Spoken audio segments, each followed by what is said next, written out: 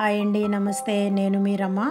The Rama కిచెన్కి స్వాగతం. ఈరోజు మన రెసిపీ వచ్చేసి వెజ్ పులావ్.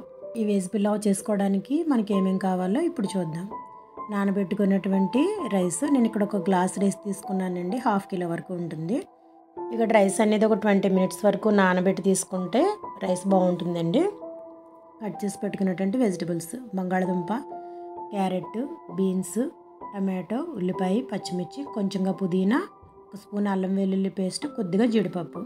ఈ వెజ్ పులావ్లో గ్రీన్ పీస్ కూడా వేసుకుంటే చాలా బాగుంటుందండి. నాకైతే అవైలబుల్గా లేక నేను వేయలేదు ఇక్కడ. ఈ పులావ్ కోసం నేను తీసుకున్న మసాలాలు: 2 బిర్యానీ ఆకులు, 1 ఇంచు దాల్చిన చెక్క, కొంచెంగా జాజికాయ ముక్క, 2 యాలకులు, 4 లవంగాలు, అనాస పువ్వు. ఇంతేనండి. తయారు చేసుకునే విధానం: ముందుగా కుక్కర్ పెట్టుకొని కొంచెంగా నెయ్యి, కొంచెం నూనె 2 కలిపి చేస్తున్నాను నేను ఇక్కడ. టేస్ట్ అలా అయితే బాగుంటుంది. ఇది కొంచెం వేడైన తర్వాత మనం తీసుకున్నటువంటి మసాలాలు దీంట్లో వేసుకొని సిమ్లో పెట్టి ఫ్రై చేసుకోవాలి. మసాలాలు మాడిపోకూడదు. ఇవి కొంచెం ఫ్రై అయిన తర్వాత మనం జీడిపప్పు కూడా ఇందులోనే వేసేసుకోవాలి. అది కూడా కొంచెం వేగిన తర్వాత మనం అల్లం వెల్లుల్లి పేస్ట్ యాడ్ చేసుకుంటాం. ఇవి వేగిన తర్వాత పుదీనా, మనం కట్ చేసి పెట్టుకున్నటువంటి వెజిటబుల్స్ అన్నిటిని ఇందులో యాడ్ చేసుకోవాలి. వేసుకొని కొంచెంగా సాల్ట్ వేసుకొని కొంచెం సేపు సిమ్లో అలా ఫ్రై చేసుకోవాలి. అప్పుడే ముక్కలన్నిటికి ఉప్పు మసాలా అంతా బాగా పడుతుంది.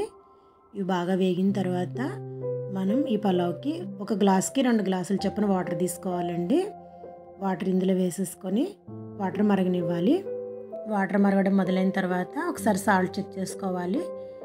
సాల్ట్ చెక్ చేసుకొని మనం ఇందులో 1 చెక్క నిమ్మకాయ పిండుకుంటే బాగుంటుంది. రైస్ అనేది పొడి పొడిగా వస్తుంది. అయితే ఇక్కడ మరిగేటప్పుడు నిమ్మకాయ వేస్తాం కదా, చేదు వస్తుందేమో అని డౌట్ రావచ్చు. అటువంటిది ఏమి ఉండదండి. నేను రెగ్యులర్గా ఇలాగే వేస్తాను.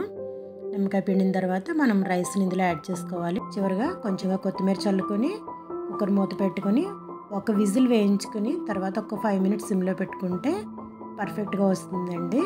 వెజిటబుల్ పులావ్ అనేది రెడీ అయిపోతుంది. దీన్ని రైతాతో కానీ ఓన్లీ కర్డ్తో కానీ తీసుకున్నా కూడా చాలా బాగుంటుంది. ఈ రోజుకైతే ఇంతేనండి. ది రమ కిచెన్లో మరిన్ని రెసిపీస్తో మళ్ళీ కలుద్దాం అండి. బాయ్ అండి.